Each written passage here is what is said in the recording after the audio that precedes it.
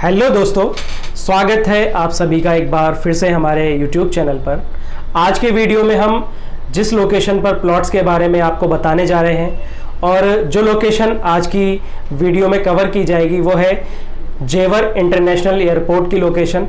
जी हाँ, जेवर international airport पर आज की वीडियो में जो प्लॉट्स वहाँ पर जो प्रोजेक्ट नए आ रहे हैं, जो प्लॉट्स हैं हमारे कंपनी के ज़रिए, वो आपको आज के वीडियो में दिखाए जाएंगे। जी, जेवर इंटरनेशनल एयरपोर्ट के बारे में आपने काफ़ी सारे न्यूज़ में सुना होगा, काफ़ी सारे लोगों से सुना होगा, काफ़ी सारे यूट्यूब में और एड्स देखे होंगे, वीडियोस देखे होंगे कि जेवर इंटरनेशनल एयरपोर्ट के आसपास काफ़ी अच्छी सोसाइटीज़ कट रही हैं और बहुत सारी प्लॉटिंग वहाँ पे हो रही है।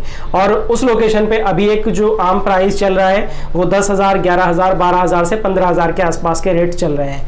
लेकिन आज की वीडियो के अंदर हम जो आपको रेट्स देने जा रहे हैं, जिन सोसाइटी के प्लॉट्स के बारे में आपको दिखाने जा रहे हैं, वो अफोर्डेबल रेट्स होने वाले हैं और वो रेट्स इन रेट से काफ़ी कम होने वाले हैं। जी हाँ, आज की वीडियो में जिस सोसाइटी के बारे में हम आपको दिखा रहे हैं वो रेट 8 से 10,000 के आसपास होने वाले हैं प्रति गज, प्लस इसमें पूरी तरह से बैंक फाइनेंस उपलब्ध है। आप बैंक से फाइनेंस करवा सकते हैं और अपने प्लॉट पर लोन लेकर के प्लॉट पर कब्जा पा सकते हैं और अपने प्लॉट पे कंस्ट्रक्शन भी स्टार्ट कर सकते हैं। तो इस तरह के ये प्लॉट्स आज की वीडियो में होने वाले हैं। इस प्रोजेक्ट को आज हम देखेंगे इस वीडियो में और आगे जानेंगे इस प्रोजेक्ट के बारे में बहुत सारी डिटेल्स। सो बने रहिए इस वीडियो में हमारे साथ। ग्रेटर नोएडा के जेवर में एयरपोर्ट बनाने को लेकर मंजूरी मिल चुकी है। इस वक्त यूपी के मंत्री सिद्धार्थनाथ सिंह प्रेस कॉन्फ्रेंस कर रहे हैं। पास से निकलता है तो जो आपके लॉजिस्टिक हब्स बनते हैं उसके अंदर ये गति आएगी। तो ओवरऑल इसकी लोकेशन जो है इतनी अच्छी है कि अभी तक क्यों रुका हुआ था और जितना विकास होना चाहिए, जिस गति से होना चाहिए, वो इस एयरपोर्ट के कारण अब आगे उस पर होना शुरू हो जाएगा। मैं अब ये एयरपोर्ट का पूरा डेवलपमेंट लेंगे तो हम लोगों का मानना है कि जैसे ही हम लोग एक्विजिशन करेंगे, पहला चरण जो है एक्विजिशन का, इसके लिए मैं आपको बताना चाहता हूं कि इसके लिए एयरपोर्ट के लिए 3,000 हेक्टर जमीन को चिन्हित किया गया है, ईयरमार्क किया गया है येडा के माध्यम से, यमुना एक्सप्रेसवे अथॉरिटी जो है उसके माध्यम से। पहले चरण के लिए 1,000 हेक्टर चाहिए होगा। एयरपोर्ट और उसकी जो फैसिलिटीज, टर्मिनल फैसिलिटीज होती है वो 500 हेक्टर में हो जाती है, बाकी 500 और भी चीजों में आ सकता है। ये पीपीपी मॉडल में प्रपोज्ड है एयरपोर्ट, और पहले चरण का जो एक्विजिशन होएगा उसका लगभग 2,000 करोड़ अनुमानित किया गया है कि इस पे खर्च होएगा जमीन अधिग्रहण करने में, जिसका पैसा हम लोगों का जो येडा है उसके पास पैसा है, तो स्वयं राज्य सरकार येडा के माध्यम से इसको एक्वायर कर लेगी। अब इसके अंदर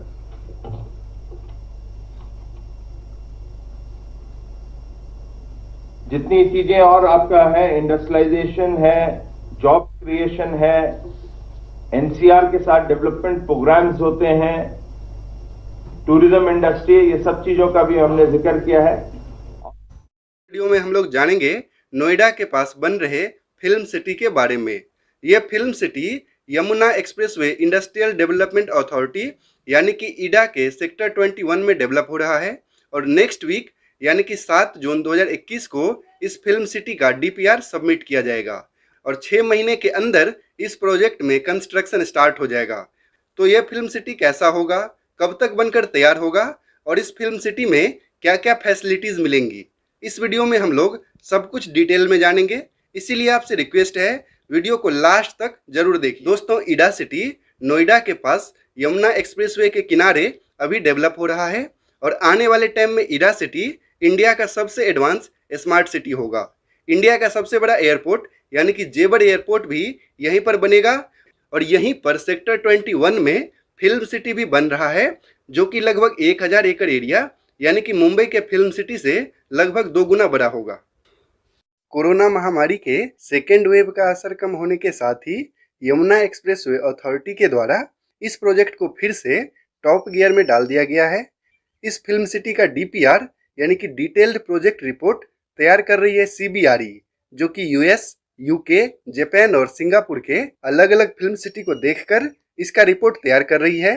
इसका DPR लगभग फाइनल है और 7 जून 2021 को सबमिट किया जाएगा।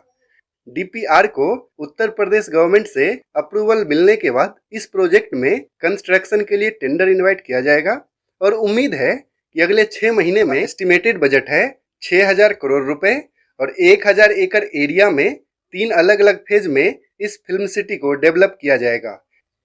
अगर फर्स्ट फेज की बात करें तो फर्स्ट फेज में 321 एकड़ एरिया में फिल्म सिटी डेवलप होगा और दिसंबर 2024 तक फर्स्ट फेज को कंप्लीट करने का टारगेट है। इस फिल्म सिटी का सेकेंड फेज 298 एकड़ एरिया में डेवलप होगा और दिसंबर 2027 तक सेकेंड फेज को कंप्लीट करने का टारगेट है। और अगर थर्ड फेज की बात करें तो थर्ड फेज में 382 एकड़ एरिया में इस फिल्म सिटी को डेवलप किया जाएगा और दिसंबर 2029 तक थर्ड फेज भी कंप्लीट हो जाएगा। यानी कि दिसंबर 2029 तक नोएडा के पास बनने वाला यह फिल्म सिटी फुल्ली कंप्लीट हो जाएगा। इस फिल्म सिटी में studio, amusement park, backlot workshop और एक फिल्म इंस्टीट्यूट भी बनेगा। साथ ही इसमें offices, hotels and restaurants, commercial and retail area के साथ इसमें रेसिडेंशियल हाउस भी बनाया जाएगा। तो दोस्तों, ये फिल्म सिटी दिल्ली और नॉर्थ इंडिया का सबसे बड़ा फिल्म सिटी होगा। इसीलिए इस फिल्म सिटी के बनने के बाद इस एरिया के आर्टिस्ट को काफ़ी ज़्यादा फायदा होगा। और सबसे अच्छी बात यह है कि इस फिल्म सिटी को टारगेट के साथ टाइम पर कंप्लीट किया जाएगा। तो हम उम्मीद करते हैं कि अगले 3-4 साल में इस फिल्म सिटी का फर्स्ट फेज कंप्लीट हो जाएगा। वीडियो में दी गई जानकारी आपको कैसा लगा कमेंट करके जरूर बताइएगा।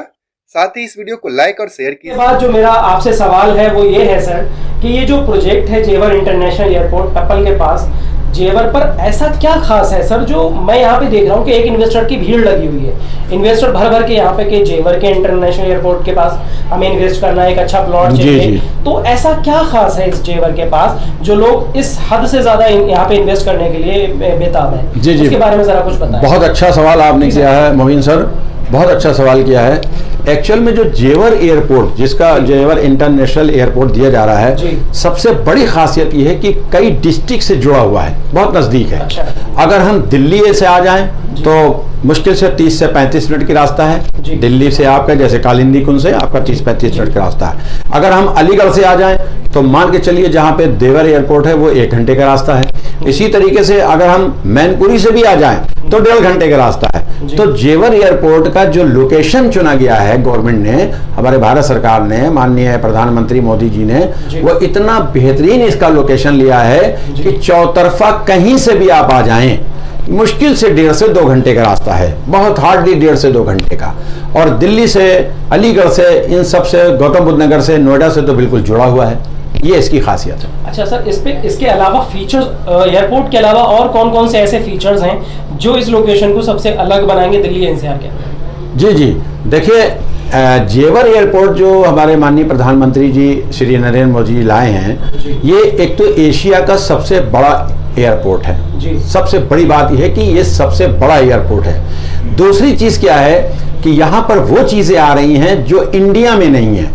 जेवर एयरपोर्ट अपने आप में एशिया का सबसे बड़ा एयरपोर्ट है। दूसरी चीज क्या है कि अगर आप वर्ल्ड लेवल पे देखें पूरी दुनिया में तो 4 नाइट सफारी हैं जी, जो हमारे हिंदुस्तान को एक मौका मिला है। हमारे माननीय प्रधानमंत्री जी यहाँ पर एक नाइट सफारी बना रही है, अपने आप में बहुत बड़ी बात है कि पूरी दुनिया में 4 नाइट सफारी, और हमारे हिंदुस्तान, वो भी हमारे जेवर एयरपोर्ट को जो नोएडा एनसीआर में और दिल्ली से नजदीक है, वहां पर एक नाइट सफारी भी बनने जा रहा है। It's a big thing for मी।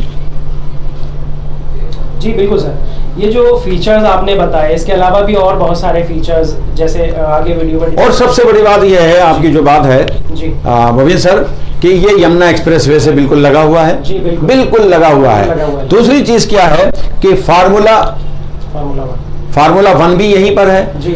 आप अगर जेवर एयरपोर्ट के पास देखें, एजुकेशन के लिए देखें, जो लोग, बहुत इंपॉर्टेंट चीज़ होती है कि भाई एजुकेशन, अगर मैं वहाँ रहूँ क्या मेरे बच्चों के लिए एजुकेशन के लिए, तो सब यूनिवर्सिटीज़ टॉप लेवल की है, डिग्री कॉलेजेस टॉप लेवल के हैं। पास में बिल्कुल अलीगढ़ यूनिवर्सिटी है, गौतम बुद्ध यूनिवर्सिटी है आपकी। इस तरीके से बड़ी बड़ी यूनिवर्सिटीज़ हमारे नोएडा और जेवर एयरपोर्ट से सटी हुई हैं, जो बहुत मुश्किल से 20 से 25 मिनट का हमारा डिस्टेंस होता है। जेवर एयरपोर्ट में अगर आप रहते हैं, वहां से अगर आप यूनिवर्सिटी को देखें तो कोई भी यूनिवर्सिटी आपकी 25 मिनट से ज्यादा की दूरी पे नहीं है। इट मींस कि 15 से 20 किलोमीटर, और 15 से 20 किलोमीटर की जो दूरी होती है, मैं नहीं समझता हूं कि कोई बहुत बड़ी दूरी हो। बिल्कुल सर।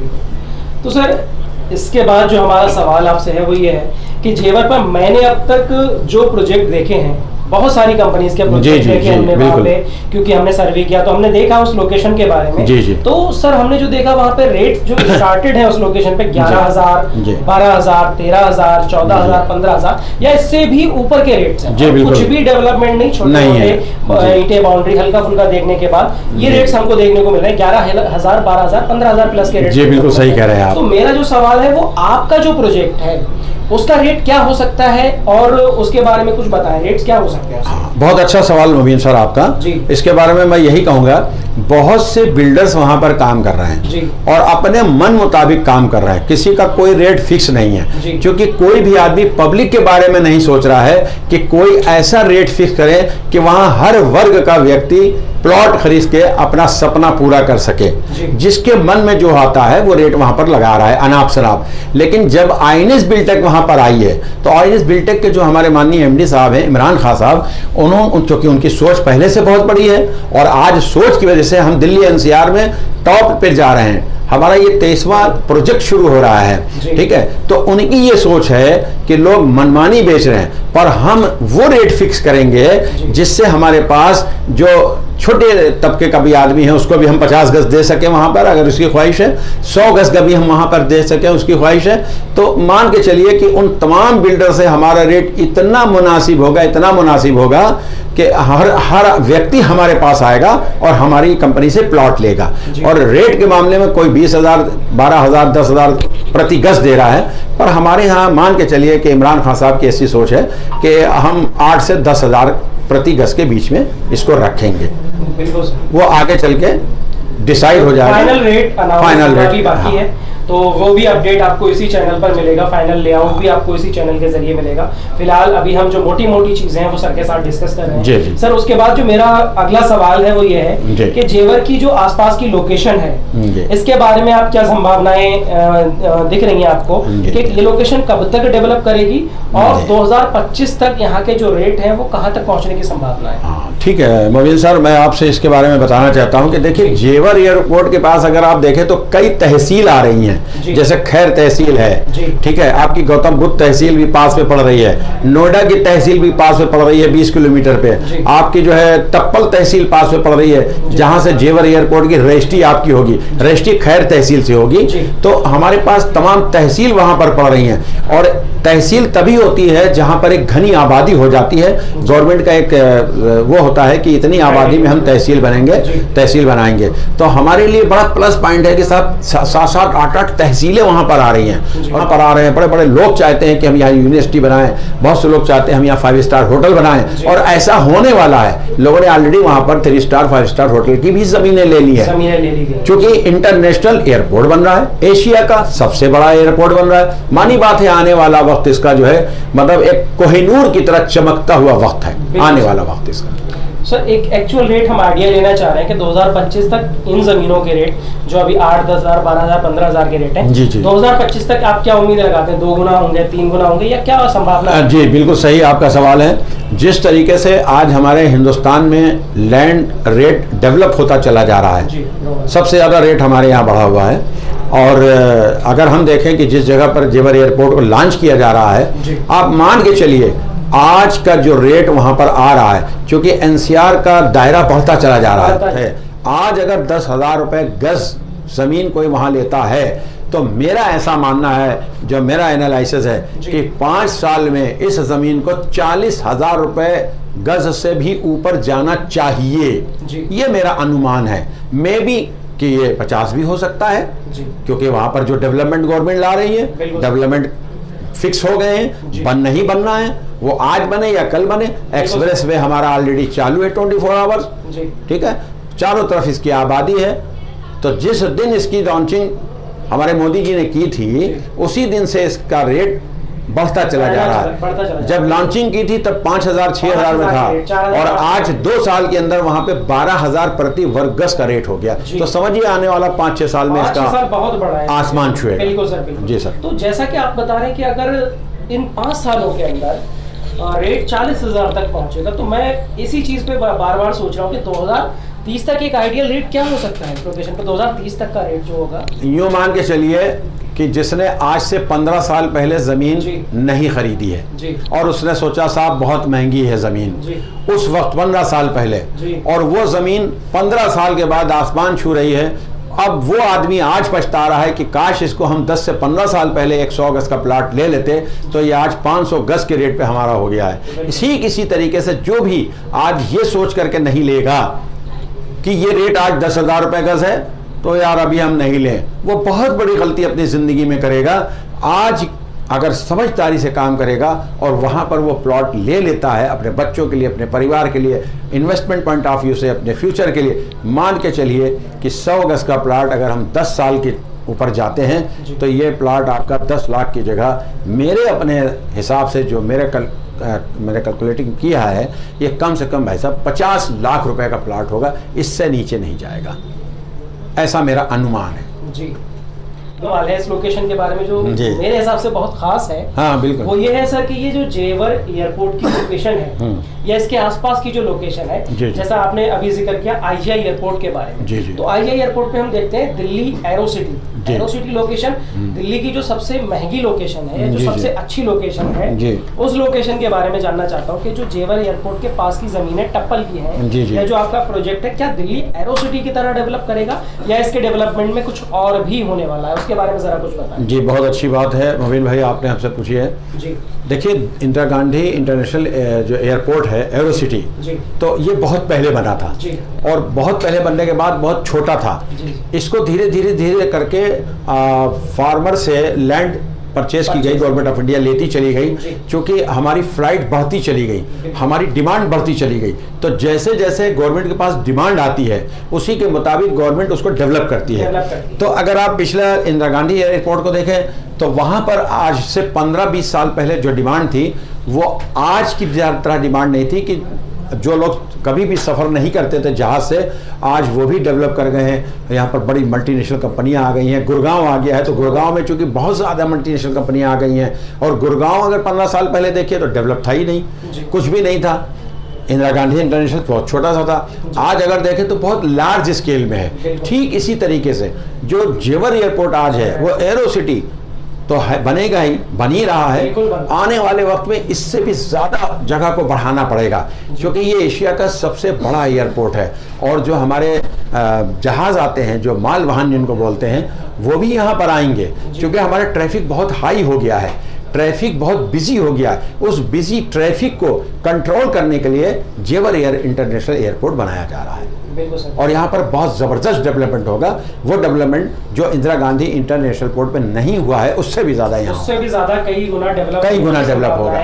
जो एरो सिटी आसपास डेवलप हुई है उससे भी खूबसूरत लोकेशन को, क्योंकि फिल्म सिटी और काफी सारी ऐसी चीजें हैं जो आईजीआई एयरपोर्ट के आसपास, बिल्कुल नाइट सफारी और बहुत सारे ऐसे फीचर्स, नाइट सफारी अपने आप में बहुत बड़े मायने रखता है, जो इस लोकेशन को और भी कई गुना ज्यादा अहमियत देता है। बिल्कुल सर, इसके अलावा मैं आपके प्रोजेक्ट के बारे में जो स्पेशली जानना चाहता हूँ वो ये जानना चाहता हूँ कि आपका प्रोजेक्ट उस लोकेशन पे चल रहे बाकी कंपनियों के प्रोजेक्ट से किस तरह अलग होगा, या क्या अलग आप इसमें करने जा रहे हैं, क्या अलग होने वाला है? देखिए हमारा ये जो आईएनएस बिल्टेक कंपनी प्रोजेक्ट है, इस महामारी के दौर में आईएनएस बिल्टेक जैसी कंपनी ग्रोथ कर रही है और कंपनियां जो है नहीं ग्रोथ कर पा रही है, तो उसकी वजह हमारे एमडी साहब की अपनी सोच है जो सबसे अलग है।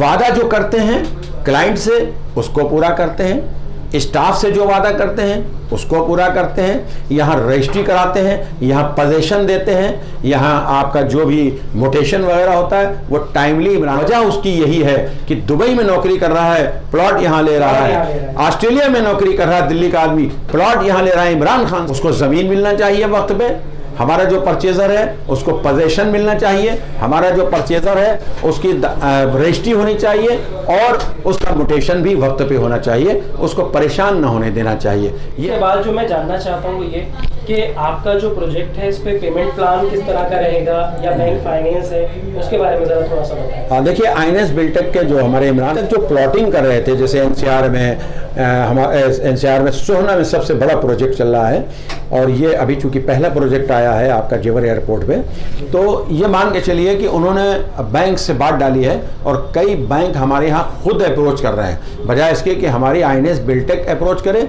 जैसे ही पता चला है कि आईएनएस बिल्टेक ने जेवर एयरपोर्ट पे 44 बीघे का प्रोजेक्ट लिया है, तो आईएनएस बिल्टेक की ऑलरेडी इतनी साख बनी हुई है, इतनी इमेज बनी हुई है कि कई बैंक हमारे यहाँ आए, आज भी कई बैंक हमारे यहाँ आए हैं और इमरान साहब से, एमडी साहब से उनके केबिन पे मीटिंग कर रहे हैं कि हम आपके प्रोजेक्ट को फाइनेंस करेंगे, जो भी आपके क्लाइंट होंगे हम आपके प्लाट को फाइनेंस करेंगे, जो भी हमारी डॉक्यूमेंट्स की रिक्वायरमेंट है 19-20 भी होगी, हमारे क्लाइंट सही होना चाहिए, बैंक का पैसा ना रोके और सबका साथ सबका विकास। जी, जैसा कि सर हमें जो इन्फॉर्मेशन न्यूज़ के जरिए मिलती है कि जेवर इंटरनेशनल एयरपोर्ट 2023 के आसपास रनवे स्टार्ट कर दिया जाएगा, तो उसके बारे में कुछ अगर इन्फॉर्मेशन है, रनवे 2023 से शुरू हो रहा है, क्या क्या होना है, उसके बारे में कुछ इन्फॉर्मेशन एंड में हमारे दर्शकों को बताएं। हाँ बिल्कुल, देखिए क्या है कि इस वक्त वर्ल्ड लेवल पे अगर हम देखें तो 2 साल से बहुत दिक्कतें चल रही हैं, लोग घर से बाहर नहीं निकल पा रहे हैं, तो 2 साल तो हमारे ये चले ही गए।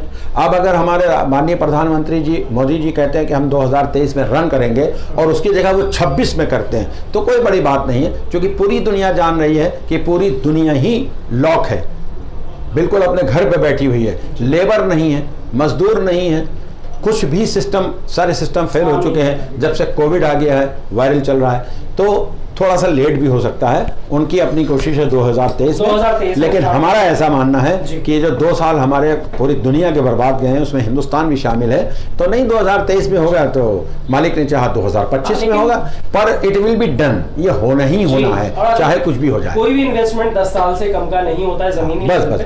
अगर 2031 तक का हम एक इन्वेस्टमेंट लेके चलें तो सर ने जैसा बताया कि 5 से 10 साल के अंदर इस लोकेशन पे 70-80 हजार से 1 लाख 1.5 लाख तक के रेट पहुंचने की जी बिल्कुल, बहुत आराम से। तो इस वीडियो में हमारे साथ जुड़ने के लिए अनीस सर का बहुत बहुत शुक्रिया, आप सभी की और मेरी तरफ से सर आपका बहुत बहुत शुक्रिया। आपका भी सर बहुत बहुत शुक्रिया, आप लोगों का बहुत